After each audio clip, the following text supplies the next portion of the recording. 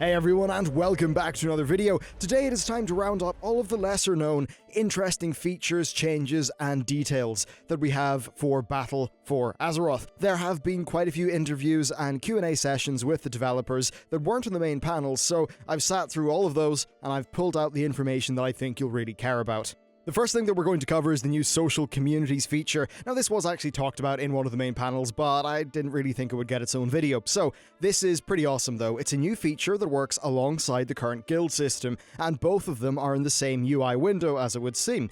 Basically, communities are like an in-game character-based Discord server. So, your character can join a community, and you'll get access to that community's chat, calendar events, etc. Communities can have different tiers of leadership, moderators, etc. Now, this also works with the game's quick join system, and you can be a part of multiple communities. So, as an example, you could be in your guild, you could be in an arena community, and a Mythic Plus community.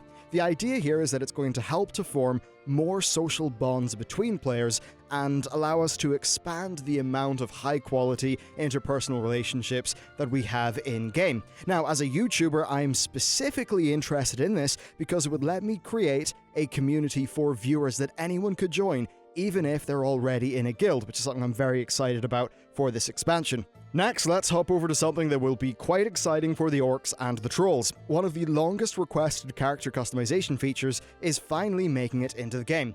Orc and troll characters will be able to select their posture, the hunch that we're all used to, or you can stand up straight, like Thrall. I suppose this means that the male trolls will have a posture that's a bit more similar to their female counterparts, and I do wonder if the female trolls will be able to have a hunch like their male counterparts, or perhaps even their WoW Alpha counterparts. Interestingly, Chris Robinson also said that this represents them having more flexibility in their character rigging system, so this could lead to more customization in the future. Next, and also on the topic of characters, we've got Worgen and Goblin models. So, we're still not getting these for launch, but Chris Robinson did say that they are actively being worked on. No commitments, of course, but it could happen during the patch cycle. So the more interesting thing here is that they're happy with the Goblin models and the male Worgen, so they'll be ideally getting up-reses, but they're not happy with the female Worgen, so they're going to be paying special attention to them, giving them more face options and stuff like that, so that, well, yeah, they look a bit better than the current model, let's just say. Okay, character slots. Blizzard are going to be increasing our per-server character slots. They're adding 6 new allied races to the game, so we're going to be getting 6 new character slots. There is no word on whether we will see an increase to the overall limit, which I believe is 50 across all servers, but that shouldn't be a problem for most people. Next, the backpack is actually getting some attention. So, your default backpack has been a staple of World of Warcraft since the very beginning. That's going to change. Blizzard will be offering an increase to your backpack size, but it's not going to be earned via in-game means. Instead, it's going to be a perk for people who use the Battle.net authenticator. This makes good sense from a business perspective. Hacked accounts lead to a lot of customer support staff having to do work, and this costs Blizzard quite a lot of money in terms of their support staff wages. So, increasing security by giving everyone this perk, well, it just cuts down their costs, and it's a pretty reasonable carrot to throw players to get that, and I suppose the backpack increase will certainly be nice. Next, also on the topic of bag space, this is a minor thing, but they did clarify that the Heart of Azeroth will not have upgrade items like our artifacts did.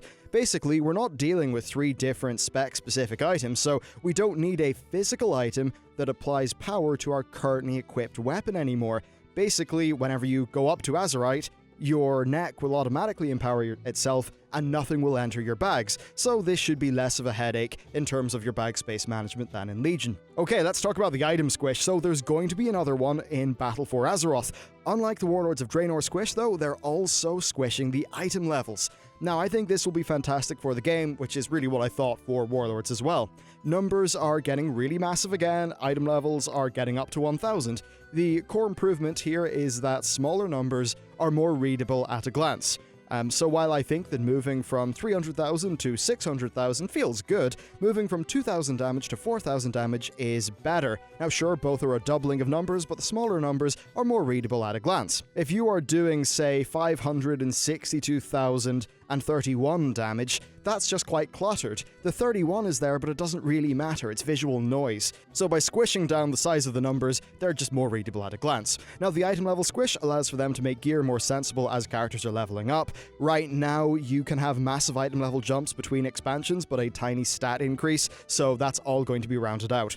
My only hope here is that they're able to make this squish last for longer than the Warlords of Draenor one did. Generally, I'm not thrilled with how much our numbers increase from the start to an end of an expansion. I think that just ends up causing just some weird problems with how the game works. I think it could be toned down a bit.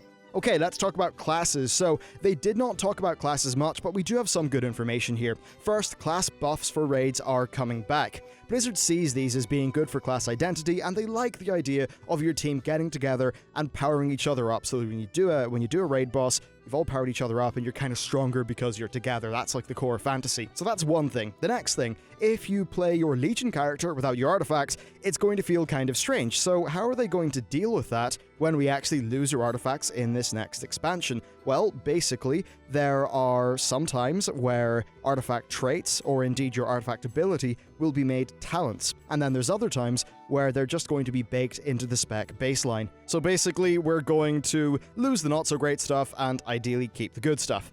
Then, moving on, generally speaking, we're not going to be seeing Legion-sized reworks to classes in this expansion. Instead, Blizzard are focusing on refining what we currently have. Part of this is introducing some pruned abilities back, such as Hibernate, and we're also seeing some changes to defensives. They want to decrease the number of immunities and defensives that we currently have because they think they've homogenized too much across the board. Perhaps if there's less immunities and stuff like that overall, we'll be seeing less of a Tomb of Sokagaris-like situation. Now, they're also changing a number of tanking effects to essentially be large armor increases, and a few other tweaks there. I don't want to comment on this too much because it could be work in progress and we haven't actually seen them sit down and talk specifically about class design, so I'm sure we'll get that in the future. Next, flying, something a lot of people care about. Flying is going to operate in a manner similar to Legion in the next expansion. The construction of Argus basically meant there was no flying. Flying would have completely broken the scene composition if it was used there. Imagine, say, Indiana Jones, right? There's the bit where it's a matte painting and he's got to make the leap of faith. Well, if you change the camera angle slightly, the whole scene would just look strange. It's a little bit like that when you're dealing with something like Argus, which is essentially a small amount of geometry and what you could think of as big matte paintings around it that are only supposed to be really seen from a certain angle. Next, Ian said that if Argus had have been a regular island, then there would have been the option of flight being enabled there. Okay, let's talk about the time walking feature. We've actually got some very interesting little suggestions for this. So the devs were asked multiple times about mythic keystone versions of them, or indeed just a mythic version that was a bit harder. And they said that they actually really like the idea of more challenging time walking dungeons because the current ones are tuned quite low. Ian also said that they're quite interested in adding more depth to the time walking system, in addition to the normal adding more content, such as putting in Warlords dungeons. So I think that's pretty cool. I'd like to see that be built out a little bit more than just adding in new dungeons to the existing system. And by the way, when we're on that topic, Ulduar is actually coming to time walking in patch 7.3.5, something I'm extremely excited about.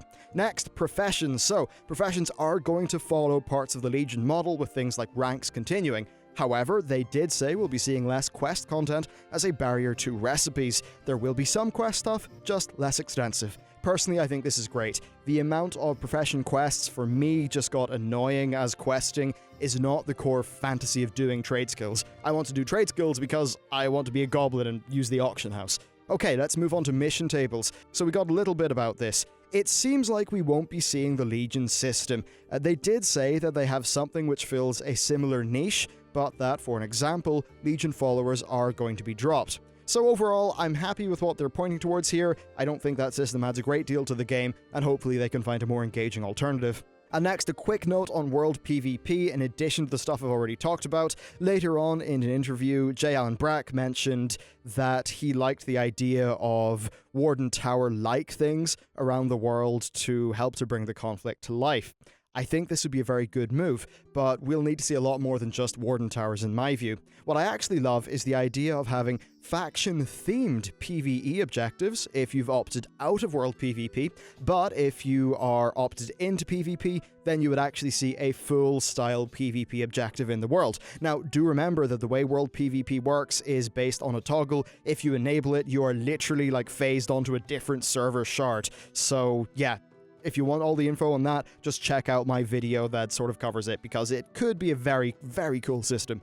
Okay, so that's it. That is a roundup of pretty much all the little tidbits, interesting things, stuff that I think you'll want to know, but stuff that it kind of just all needs to be put into a big compilation video so we can sort of get through it all. But overall, pretty good stuff. I'm hyped about the item squish, actually, and especially stuff like the backpack increase, the character slots, which I personally will need to use, and yeah, of course, Orc control standing upright. I really want to be able to use my Orc and, you know, not feel bad about his posture. So, there you go, guys. That's it. Thank you very much for watching this video. If you want to catch up on the other stuff, there's a handy playlist for Battle for Azeroth. But yeah, that's it for me, and I'll see you next time.